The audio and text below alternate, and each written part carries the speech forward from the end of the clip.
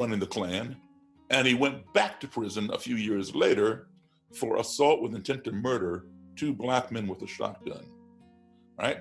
So when he got out, I interviewed him, and this man was vehemently anti-Semitic and very, very racist. You know, the whole problem with the world were the Jews and the blacks. And we kept talking and talking, and slowly but surely, he began to humanize me.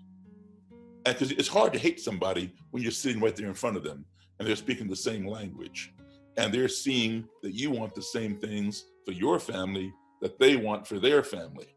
So long story short, over a period of time, this man left the Klan. Now, let me tell you something. Being a Grand Dragon, being an Imperial Wizard, a Great Kleagle, whatever, does not bring you any money unless you're embezzling some of the dues that the members pay. You have to have a job. This man gave me his Robin Hood. I have a ton of Robin Hoods here. I got it out to show it to you, if you can see it. Oh, wow, that's incredible. This is his Grand Dragon robe. Now, wow. his day job, let me just unhook this for you here. Baltimore City police officer. Oh, God. Okay? He was not an undercover cop in the Klan gathering intelligence. He was a bona fide Klansman on the Baltimore City a leader of the Klan, not just a Klansman, yes. but a leader. Okay, and he left the Klan because of me. We became good friends. We became the best of friends. And it starts with dialogue. But I got to ask, when you ask them the question, how can you hate me without knowing me? What were their answers? And then how do you Let me tell you the answers, okay? I got 2 answers. Because I would ask the question when I first started interviewing the people. All right? The answer I would get is, black people are criminals. Because you can see that there are more blacks in prison than white people. So we're prone to crime. Well, that's a half truth. Yes, there are more blacks in prison than white people, but it's not because we're criminals. A lot of it is because of the inequity in the judicial system, as the bishop said. Also that we cannot afford the attorneys, as the bishop said. So they don't see that. One's perspective is one's reality. So they see the result and that fits their narrative. Then I'm told also that black people are lazy. We don't want to work. We prefer to scam the government welfare system. And then I'm told that black people are born with a smaller brain than white people. So we don't have the capacity of a white brain to have the higher IQs. That's why we score so low on the SATs. All right, so now listen, when somebody tells you that, and you're sitting there and they're telling you this, is what you're hearing offensive? Absolutely, it's offensive. Was I offended?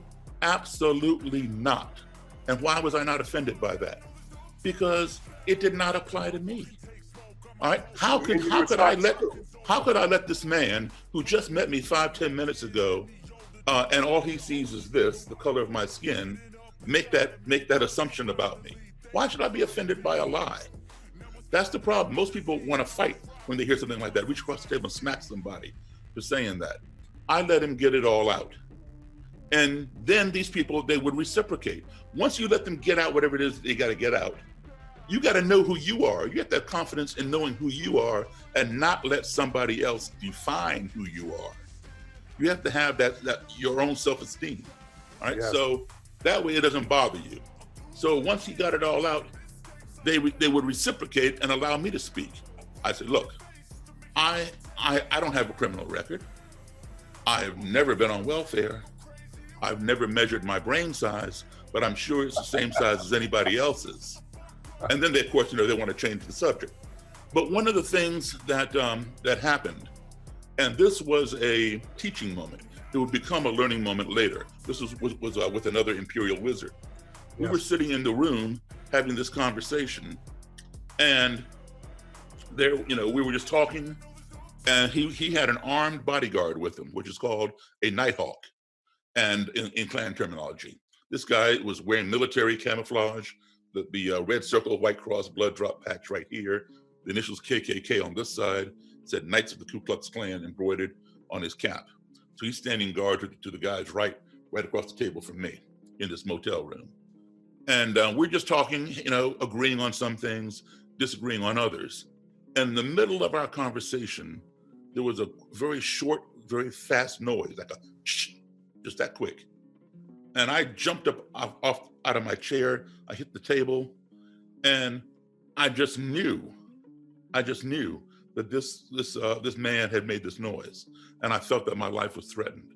I felt, because I could not discern what the noise was. It was so short and so quick, my ear could not tell me what it was. So I perceived it to be evil and ominous.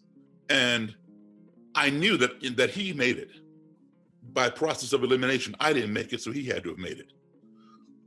So when you fear for your life, you go into survival mode. And there's basically only 4 things you can do in survival mode. Some people they pass out, they faint, because the fear is so great, their brain cannot process it and it shuts down and they faint. I don't do that. Second thing people will do is their muscles will tighten up and they will constrict and they can't move. You can be hitting them, they won't even be deflecting the blows because they're paralyzed. Yes. That's called paralysis by fear. Yes. The third thing people will do is to run away. And that is your best option, to, as quickly as you can, separate yourself from the source of your fear. And that is the option that I would have chosen had it been available to me, because I was not armed. I didn't want to die. The only person that I knew who was armed was the bodyguard. I could see his gun. I did not know if the leader had a weapon up under his suit and tie or not. And so the fourth option is to do a preemptive strike, get them before they get you. And I was about ready to fly over that table, grab the Klan leader, grab his Nighthawk, slam them down to the ground, and take away the Nighthawk's gun. I'm that fast and I'm that strong, and I was going to do it. But when I hit the table, my eyes were looking right into his eyes. I didn't have to say a word. I knew he could read my eyes. My eyes were speaking so loud, he could hear them. My eyes were saying to him, "What did you just do?" And his eyes had fixated on my eyes. He didn't say a word, but I could read his eyes. His eyes were saying to me, "What did you just do?" And the Nighthawk was like looking back and forth at both of us, like, "What did either one of y'all just do?" And he has his hand on the butt of his gun. He didn't draw it, but he had his hand there. Well, my secretary was sitting on top of the dresser next to us because there were no more chairs. She realized what happened. We had a bucket of ice there with cans of soda in it, because I'd gotten them to offer, the